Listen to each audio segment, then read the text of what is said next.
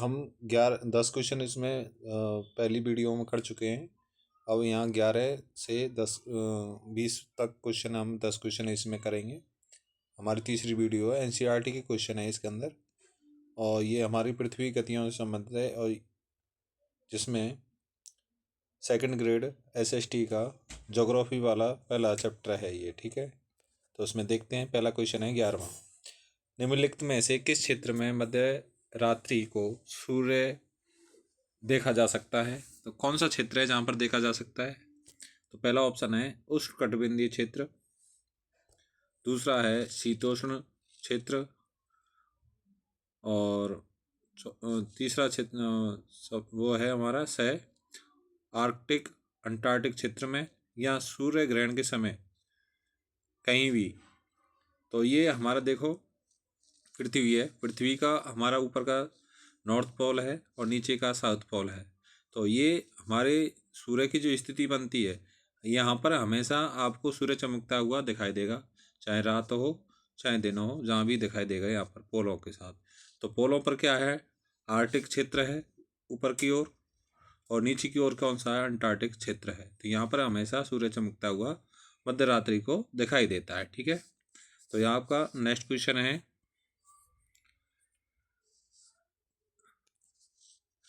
निम्नलिखित में किस दिन सूर्य और पृथ्वी के बीच सबसे कम दूरी होती है? तो सबसे कम दूरी कौन से दिन होता है? देखो, इसमें हमारी दो स्थिति बनती है। एक तो बनती है उपसौर, और एक बनती है हमारी अपसौर, ठीक है। तो उपसौर के अंदर क्या होता है कि पृथ्वी सूर्य के नज़दीक होती है। उप का मतलब होता है, अर्थ होता है समीप या पास में, और अब का अर्थ होता है दूर, ठीक है। तो हमारा ऑप्शन है, पहला ऑप्शन है 21 जून, दूसरा है 22 दिसंबर, तीसरा है 22 सितंबर, और चौथा ऑप्शन है आपका 3 जनवरी को। तो कौन से में होती है अपसौर की? तो हमारी जो स्थिति बनती है सूर्य और पृथ्वी के बीच में कम दूरी होती है, वो उपसौर की होती है, और जो 3 जनवरी को बनती है, ठीक है।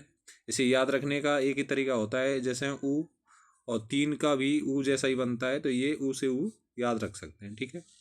नेक्स्ट क्वेश्चन है, उत्तरी गोलार्ध में सबसे छोटा दिन कौन सा होता है? देखो, उत्तरी गोलार्ध की बात चल रही है, हमारी 0 डिग्री इक्वेटर है, उसके बाद ऊपर कौन सी है? उत्तरी गोलार्ध है, नीचे का साउथ गोलार्ध है, ठीक है।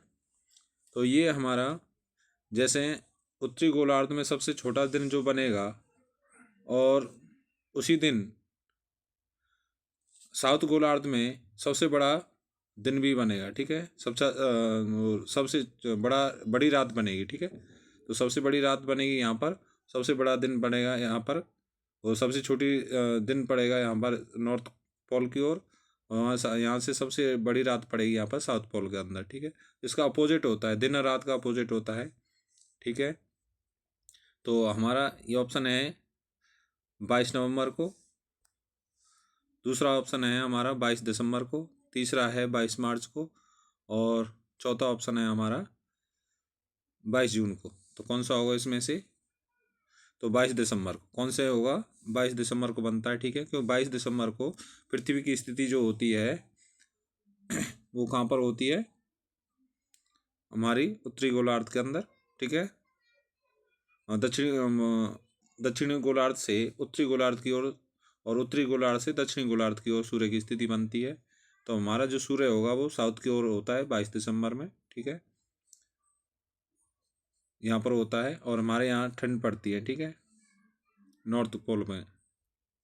नेक्स्ट क्वेश्चन है, दक्षिणी गोलार्ध के अंदर सबसे बड़ा दिन कौन सा होता है? अब इसका अपोजिट हो गया, ठीक है। हमारा जो 13वां क्वेश्चन था उसका अपोजिट है ये, कि दक्षिणी गोलार्ध में, अब देखो गोलार्ध देखो, पहले तो ये देखो आपका, ये दक्षिणी गोलार्ध हो गया, ये उत्तरी गोलार्ध हो गया, ये आपका इक्वेटर हो गया। पूछ क्या रहा है? दक्षिणी गोलार्ध में सबसे बड़ा दिन कौन सा होता है?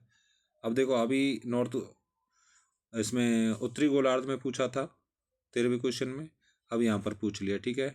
तो कब होता है इसका? क्योंकि गर्मी जिस एरिया में पड़ती हैं उसी समय पर दिन बड़ा होता है, और रात छोटी होती हैं, ठीक है। अब इधर जैसे ही सूर्य की स्थिति इधर आ जाएगी साउथ में, सूर्य यहाँ पर होगा, तो कब पड़ेगा इसमें, देखो ऑप्शन है आपके 22 दिसंबर, दूसरा ऑप्शन है 22 जून, तीसरा है 21 मार्च, और चौथा ऑप्शन है 22 सितंबर को, ठीक है। तो कौन सा बनेगा, ये 22 दिसंबर को बनेगा उधर, ठीक है। अपोजिट है, जस्ट है इसका। विश्व के सभी अंगों में 23 सितंबर को दिन रात समान लंबवत क्या होता है, कौन सा कहते हैं इसको, शरद विषुव कहते हैं, खगोलीय विषुव कहते हैं, शीतकालीन विषुव कहते हैं, कि बसंत विषुव कहते हैं, ठीक है।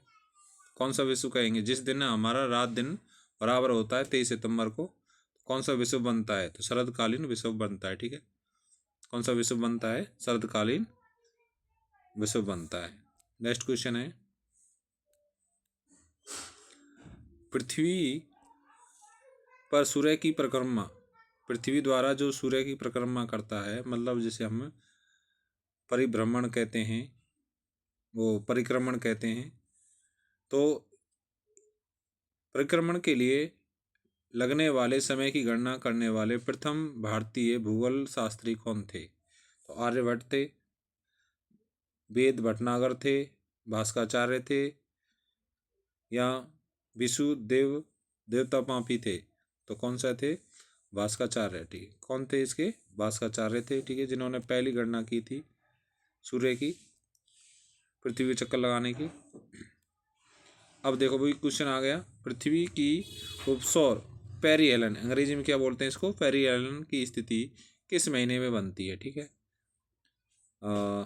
जून, जनवरी, सितंबर, मार्च, तो कब बनती है, 3 जनवरी को। अभी हमने पहले वाले क्वेश्चन जो ऊपर इसके ऊपर दे जो क्वेश्चन थे हमने देखा, 3 जनवरी को बनती है, ठीक है।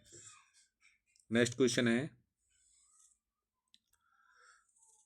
परिक्रमण करती हुई पृथ्वी या एक ग्रह की अपने कक्ष में सूर्य से अधिकतम दूरी को क्या कहा जाता है।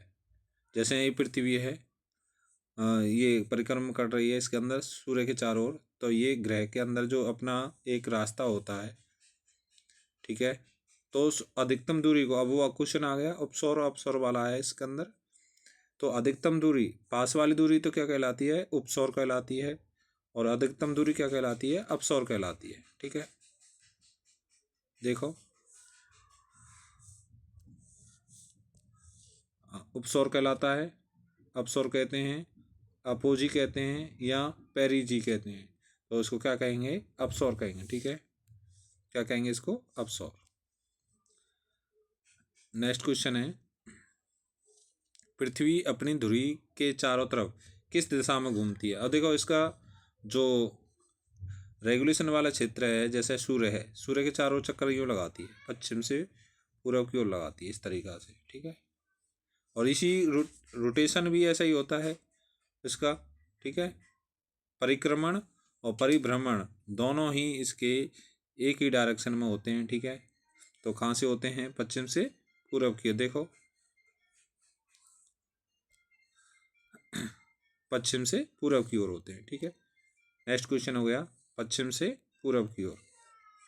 नेक्स्ट क्वेश्चन है, पृथ्वी पर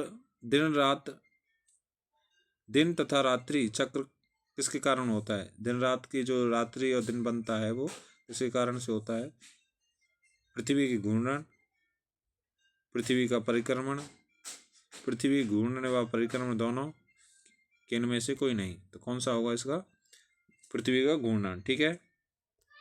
कैसे, जब भी पृथ्वी क्या करती है, सूर्य के चारों ओर परिक्रमण करती है, तो अपने क्षेत्र पर, अपने अक्ष पर घूमती हुई जाती है इस तरीक़ा से। जैसे ये पृथ्वी है, पृथ्वी क्या करेगी, रोटेशन भी करती जाएगी इस तरीक़ा से घूमती हुई क्या करेगी, इसका चक्कर लगाएगी, ठीक है। तो ये इसके नेक्स्ट क्वेश्चन जो देखेंगे अगली वीडियो में देखेंगे, यहाँ 20 क्वेश्चन है, ठीक है। ये हमारा चैप्टर पृथ्वी और गतियों वाला है, तो हम क्रम से चलते हैं, सेकंड ग्रेड का एनसीईआरटी से संबंधित क्वेश्चन है ये सारे। तो सभी बच्चे इसको लाइक करें और बेल आइकन को टैल करें और आगे देखें। ठीक है, धन्यवाद।